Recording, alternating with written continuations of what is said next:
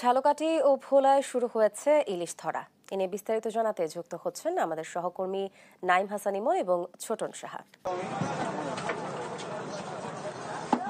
ধন্যবাদ। টানা 22 দিন পরে কিন্তু নদীতে নেমে পড়েছেন জেলেরা এবং আজকে যেহেতু ইলিশ ধরার প্রথম দিন ছিল, প্রথম দিন জেলেরা মাছ শিকার করে যখন ঘাটে ফিরলেন তখন আসলে তাদের মলিন মুখ আমরা দেখতে পেলাম।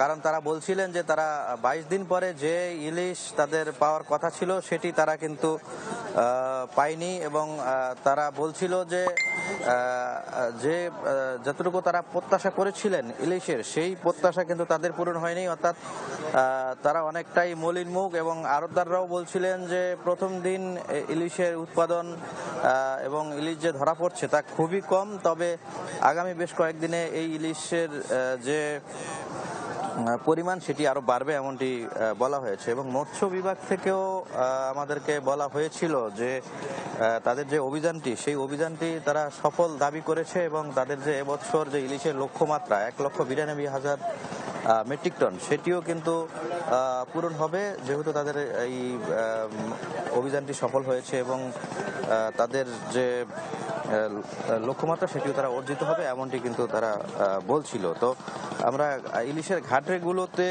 দেখেছি যে জেলেদের যে কর্মব্যস্ততা সেটি এখনো চলছে এবং তারা হাসিমুখী নদীতে নেমে পড়েছেন, যেহেতু তারা টানা 22 দিন ছিলেন, অনেকটাই বেকার সময় কাটিয়েছেন এবং তাদের পরিবারের সংকট নেমে এসেছিল।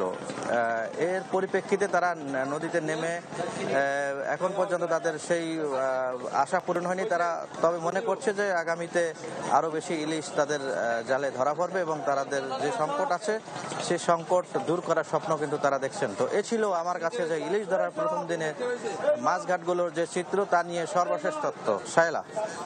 ধন্যবাদ নাইম এবং ছোটন।